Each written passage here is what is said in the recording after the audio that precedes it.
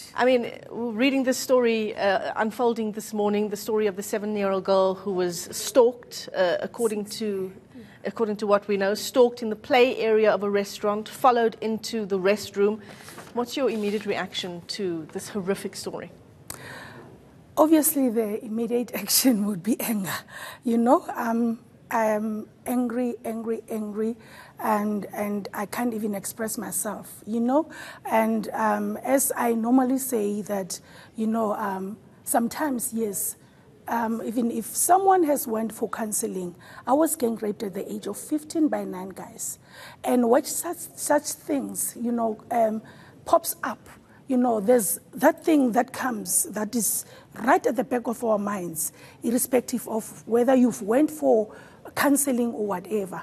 But because the perpetrators were not caught, you know, they were not arrested, they couldn't find out. You were gang raped at the age? Yes, I was gang raped by 9 guys at the age of 15.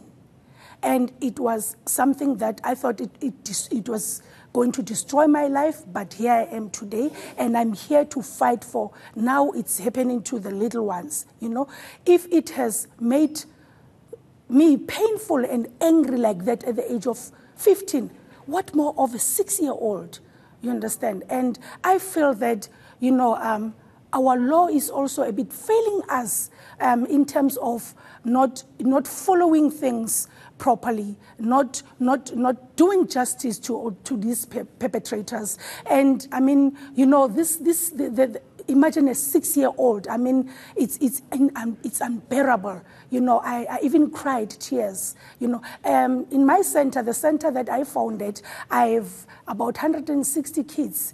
Some they're living with HIV, and some they are, in fact, they've been raped. You know, I'm working closely with the police, and they know when I get into the police station, I try to fight and I try to push things and all that. But, you know, I feel that the law is sometimes failing us, because sometimes you see all these perpetrators walking down the streets, you know, not being locked up because apparently there's lack of evidence and all that. And it's also, you know, they're prolonging the procedures. And a 6-year-old, you know, can you imagine? I mean, they've got a little to think about. You know, their mind setting takes, you know, can adjust for a very short period of time. So if you're saying, you know, if they've seen the perpetrator, they've seen the guy, they found the perpetrator straight, right-handed and all that, but it's still taking long. Obviously, there would be some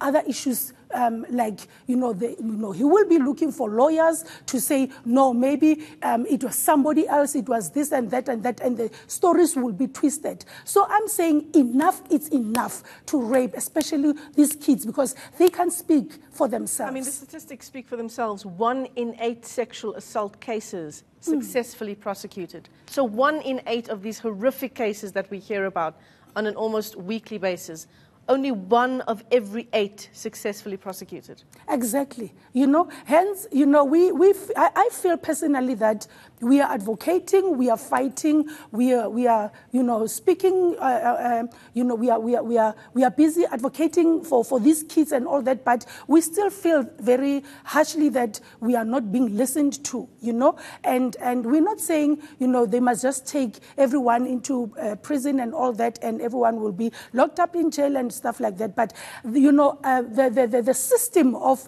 the judgment system and our you know, when they try to look at the people who have done all these things, those people, all of them, there's corruption, there is bribery, there's so many things that you look at up to, you know, and you say, but okay, even if I can take this child, or we can take this further, but this case, it's not going to be, you know, it's going to fail. And then sometimes, you know, a lot of, you know, victims, they just want to draw out and leave the cases, which is not right, because we need to stand up there and fight this, you understand? Right now, I have been going for counseling, I went for counseling and all that, but I still have that anger within me. When I hear this story on Saturday, I was so emotional and angry. You understand? And now there's this, the very same person is accusing people that, you know, he's been beaten up and all that. I'm sorry to be saying this. I would be amongst those people who had beaten him up. Mpho, in your experience, your personal experience and your experience having founded your care centre, 160 children who have experienced sexual assault in your care centre, for this little girl now, what is the way forward in terms of how we help her to heal and to live and to have a life? Obviously, there is a process of, there's service providers, like, seeing a psychologist, go into the kids' clinic and stuff like that. But the problem is, I don't know how to put this. It's going to take long. I know, because even if you're saying this child, needs to forget about whatever that happened, but it's going to take long. Our system of in court and all that, it's failing us. Are you saying that if we can get to a point where we are prosecuting these cases quicker, where we are putting the perpetrators behind bars quicker, that could help the healing process for the survivors? You know what? Because right now, obviously the child is traumatized, right? And now, obviously, during the process at court, in court and all that, they will be starting to think, we want to see if this perpetrator is normal. Did he do this, was this an accident or incidents, whatever? Is he okay? Is he mentally stable or whatever? You understand? But they're not thinking of the poor little girl. You understand? So you're saying they take into consideration what might be wrong with the perpetrators as opposed to the victim. Focusing on the victims. Exactly, exactly. And this is killing our nation and our country, because right now, we are full of anger.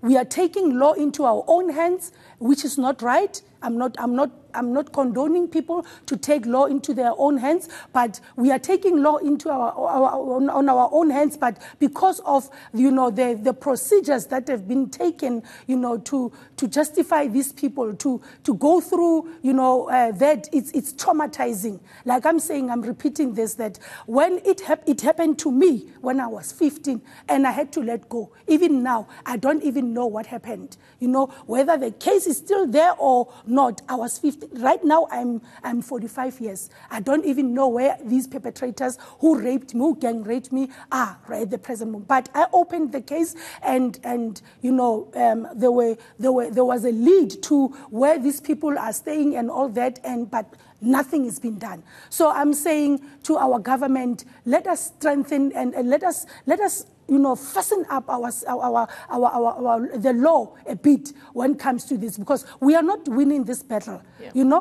Every single day, one child is sexually abused, and it's not on at all. You understand? I'm going to also make an example. In my center, I've got one child who was sexually abused by the father, to an extent that right now they had to remove the womb. And the child is going to grow up knowing very well that I won't be having children when I grow up or something, because her tummy was getting swollen and all that. So they had to clean her and take out everything that was inside, because of, the perpetrator hurt him so badly that you can't even stand for it. So and we are not saying people must feel pity and shame to the victims and all that. We are not saying, but we want to stand on our feet and fight for our rights and say, why can't, the judgment take its course and say, enough is enough, and allow and come to us and listen to